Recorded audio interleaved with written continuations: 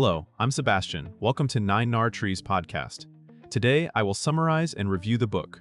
In Technofeudalism, What Killed Capitalism, Yanis Varoufakis, an eminent economist, intellectual, and former Greek finance minister, delves into the transformative forces reshaping the global economy, presenting a compelling narrative of the transition from capitalism to a new era of technofeudalism. Varoufakis argues that the digital revolution, rather than leveling the playing field as promised, has given rise to a new form of feudalism, where a handful of tech giants dominate the economic landscape.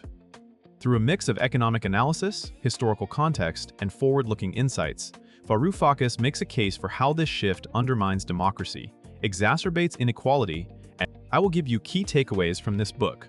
Firstly, definition and origins of technofeudalism. Technofeudalism, as described by Yanis Varoufakis, is a term that encapsulates the emergent socio-economic order, wherein a few technological corporations wield unparalleled power and influence, reminiscent of the feudal lords of the Middle Ages.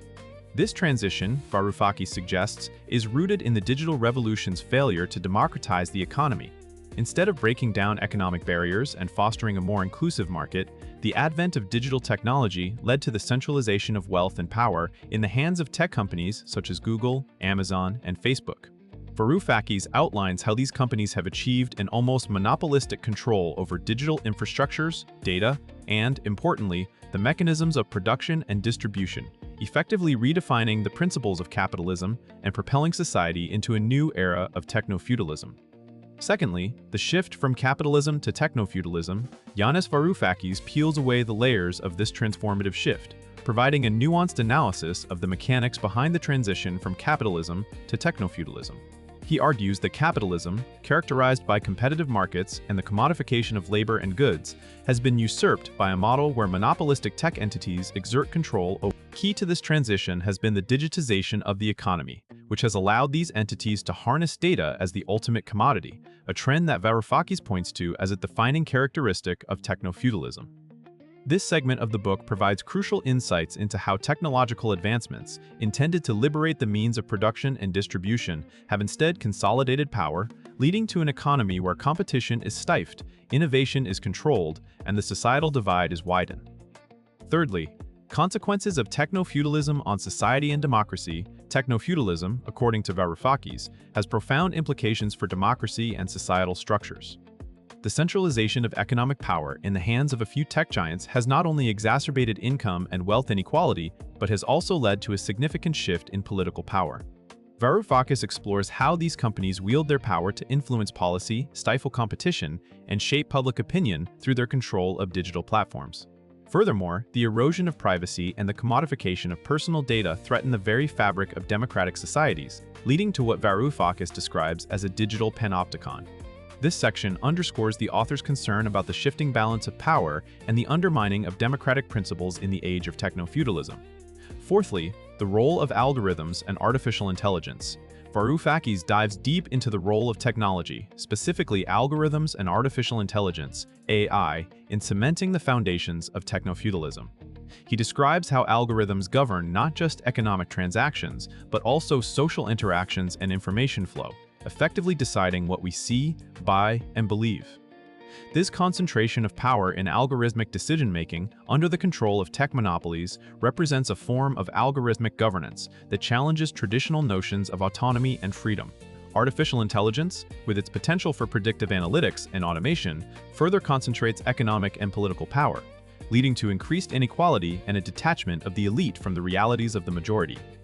Varoufakis offers a critical examination of how these technologies, while revolutionary, are being leveraged to reinforce the structures of technofeudalism. Lastly, pathways to reclaiming democracy and economic equity. Despite the grim realities outlined in technofeudalism, Varoufakis does not leave the reader without hope. He offers pathways towards reclaiming democracy and restoring economic equity in the face of technofeudalism's rise. Central to his argument is the need for global regulatory frameworks that can curb the power of tech giants, ensuring that technology serves the public good. Varoufakis calls for the democratization of data and the digital infrastructure, advocating for policies that prioritize public welfare over corporate interests. Additionally, he suggests mechanisms for redistributing wealth and power, such as progressive taxation on tech giants and the establishment of a universal basic income to address inequality.